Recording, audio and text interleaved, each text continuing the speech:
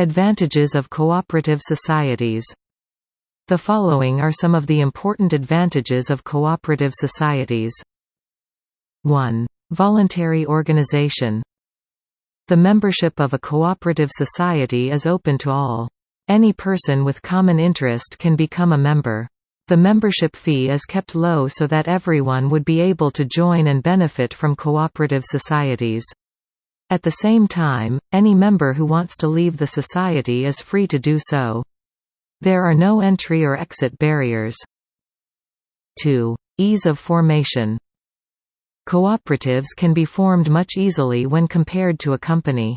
Any 10 members who have attained majority can join together for forming a cooperative society by observing simple legal formalities. 3. Democracy. A cooperative society is run on the principle of, one man one vote. It implies that all members have equal rights in managing the affairs of the enterprise. Members with money power cannot dominate the management by buying majority shares. 4. Equitable distribution of surplus. The surplus generated by the cooperative societies is distributed in an equitable manner among members. Therefore, all the members of the cooperative society are benefited. Further, the society is also benefited, because, a sum not exceeding 10% of the surplus can be utilized, for promoting the welfare of the locality in which the cooperative is located. 5. Stable existence. A cooperative society enjoys separate legal entity which is distinct from its members. Therefore its continuance is in no way affected by the death, insanity or insolvency of its members. It enjoys perpetual existence. 6. Each for all and all for each. Cooperative societies are formed on the basis of self-help and mutual help. Therefore, members contribute their efforts to promote their common welfare. 7. Greater identity of interests. It operates in a limited geographical area and there is greater identity of interest among members. Members would be interacting with each other. They can cooperate and manage the activities of the society in a more effective manner. 8. Limited liability.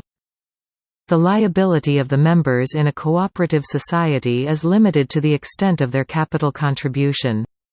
They cannot be personally held liable for the debts of the society. 9. Government support. The government, with a view to promote the growth of cooperative societies, extends all support to them. It provides loans at cheap interest rates, provides subsidies, etc. 10. Elimination of middlemen. Cooperative societies can deal directly with the producers and with the ultimate consumers. Therefore, they are not dependent on middlemen and can save the profits enjoyed by the middlemen. 11. Low taxes. To promote the cooperative movement and also because of the fact that it is a non-profit enterprise, government provides various exemptions and tax concessions. 12. Rural credit. Cooperative societies have contributed significantly in freeing villagers from money lenders. Earlier, money lenders used to charge high rates of interest and the earnings of the villagers were spent on payment on interest alone. Cooperatives provide loans at cheaper interest rates and have benefited the rural community. After the establishment of cooperatives, the rural people were able to come out of the grip of money lenders. 13. Role in agricultural progress. Cooperative societies have aided the government's efforts to increase agricultural production. They have improved the life of the people in rural areas. They serve as a link between the government and agriculturists. High-yielding seeds, fertilizers, etc. are distributed by the government through the cooperatives. 14. Own sources of finance. A cooperative society has to transfer at least 1/4 of its profits to general reserve. Therefore it need not depend on outsiders' funds to meet its future financial requirements. It can utilize the funds available in the general reserve. 15. Encourages thrift. Cooperative societies encourage the habit of savings and thrift among their members. They provide loans only for productive purposes and not for wasteful expenditure. 16. Fair price and good quality. Cooperative societies buy and sell in bulk quantities directly from the producers or to the consumers. Products are processed and graded before they are sold. Bulk purchases and sales ensure fair prices and good quality. 17. Social benefit. Cooperative societies have played an important role in changing social customs and curbing unnecessary expenditure. The profits earned by the cooperatives have been used for providing basic amenities to the society. Disadvantages of cooperative societies. The following are some of the disadvantages of cooperative societies. 1. Limited funds. Cooperative societies have limited membership and are promoted by the weaker sections. The membership fees collected is low.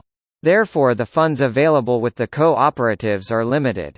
The principle of one man one vote and limited dividends also reduce the enthusiasm of members. They cannot expand their activities beyond a particular level because of the limited financial resources. 2. Over-reliance on government funds. Cooperative societies are not able to raise their own resources. Their sources of financing are limited and they depend on government funds. The funding and the amount of funds that would be released by the government are uncertain. Therefore cooperatives are not able to plan their activities in the right manner. 3. Imposed by government. In the Western countries, cooperative societies were voluntarily started by the weaker sections. The objective is to improve their economic status and protect themselves from exploitation by businessmen. But in India, the cooperative movement was initiated and established by the government. Wide participation of people is lacking. Therefore the benefit of the cooperatives has still not reached many poorer sections. 4. Benefit to rural rich. Cooperatives have benefited the rural rich and not the rural poor. The rich people elect themselves to the managing committee and manage the affairs of the cooperatives for their own benefit. The agricultural produce of the small farmers is just sufficient to fulfill the needs of their family. They do not have any surplus to market. The rich farmers with vast tracts of land, produce in surplus quantities and the services of cooperatives such as processing, grading, correct weighment and fair prices actually benefit them. 5. Inadequate rural credit. Cooperative societies give loans only for productive purposes and not for personal or family expenses. Therefore the rural poor continue to depend on the money lenders for meeting expenses of marriage, medical care, social commitments etc. Cooperatives have not been successful in freeing the rural poor from the clutches of the money lenders. 6. Lack of managerial skills. Cooperative societies are managed by the managing committee elected by its members. The members of the managing committee may not have the required qualification, skill or experience.